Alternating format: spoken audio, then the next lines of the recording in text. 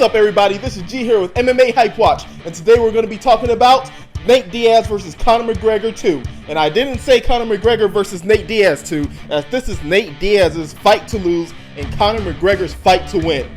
Because Conor McGregor needs to prove to everybody that he can actually beat Nate Diaz and that he can actually be a viable fighter in any division above 145. But then again, you have to imagine that Conor McGregor was saying that he could beat Rafael dos Anjos and he could beat Robbie Lawler. And just recently, both of those champions just got dethroned. Rafael dos Anjos by Eddie Alvarez and Robbie Lawler by Tyrone Woodley. So even if Conor McGregor were to lose at UFC 202, he could still say, hey, those two champions lost as well, and I can fight them now that they're not champions. That is a viable option even if Conor McGregor is to lose. So that's always a plus side in this fight. Sure, Conor McGregor is going to lose a lot of credibility. Sure, he's going to probably lose a lot of value and bargaining power with the UFC, which is not the old UFC, which is now the new UFC, by a group that is bent on making something back of that $4 billion. I mean, think about it. The current UFC roster is definitely lacking in stars, and they are going to need to promote any fighter that has the spotlight right now, and that includes Conor McGregor and Nate Diaz.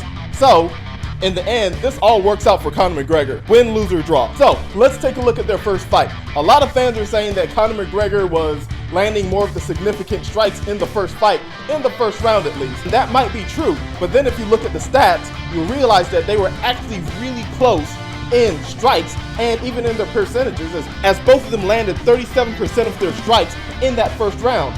And then also remember that a lot of fans are saying that Conor McGregor can't go down to the ground with Nate Diaz. In the first round, near the end of the round, Conor McGregor actually reversed a takedown by Nate Diaz. So that's definitely something to think about for the next fight, as Conor McGregor does have the ability, so far as he's shown, that he can actually go down at least in the earlier rounds to the ground with Nate Diaz. So this time around, Nate Diaz has had a full fight camp. He's been training hard, his cardio is on point, and a lot of fans are also saying that Nate Diaz in a full training camp is 2 times the Nate Diaz that actually came to fight Conor McGregor before, which is a pretty logical explanation. I mean, come on now, 10 days Nate Diaz versus a full camp Nate Diaz, there's a big gap there. We've all seen Nate Diaz taking the John Jones route of bulking up, hopefully without all the steroids and everything.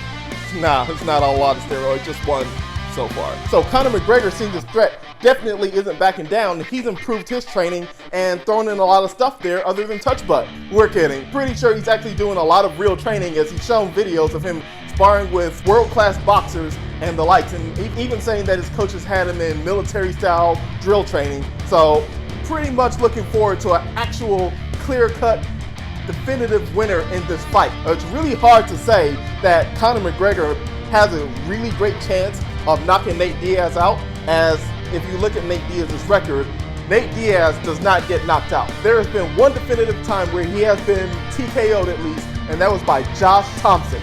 And Josh Thompson had to throw probably one of the hardest kicks of his life to basically just stun Nate Diaz before he could TKO him. And I mean, that kick to Nate Diaz's head was probably the equivalent of a baseball bat. Conor McGregor is going to need to throw that type of power to at least stun Nate Diaz before he can even get the knockout. So hopefully he's been working a lot more on his power strikes, because that's probably what it's going to take to at least stun Nate Diaz in this fight, because Nate Diaz does not stop coming. But really, this is a really interesting fight, as also you have to think about, Nate Diaz says that the UFC better hope he does not win, because if he wins, he's going to take over the whole entire game. And that's definitely what he should do, as Nate Diaz has been held back from the spotlight for so long.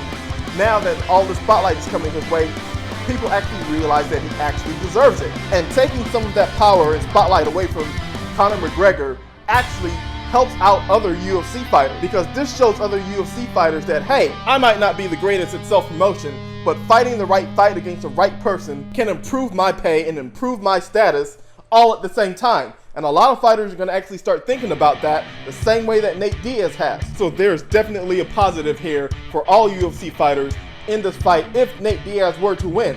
But we can never count Conor McGregor out, as Conor McGregor, as much as he talks, has walked the walk, and he has always walked the walk, which is why he's been able to command the spotlight and command the dollar bill that the UFC is throwing at him and the fans are throwing at him. And he definitely has all the tools, and he has all the skills, and he has the right fighter mentality to actually prove that. Sure, a lot of people can say that Conor McGregor has lost all of his matches by submission and that he's going against one of the best submission artists in the UFC roster right now, but this is the point Conor McGregor is going to have to prove that not only can he defend and actually win against a wrestler, but also defend and win against a Brazilian Jiu-Jitsu master here in Nate Diaz. And that's just one aspect of this fight, as Conor McGregor has already proven that at least for one round that he can land the more damaging shots and actually keep up, if not reverse, Nate Diaz on the ground.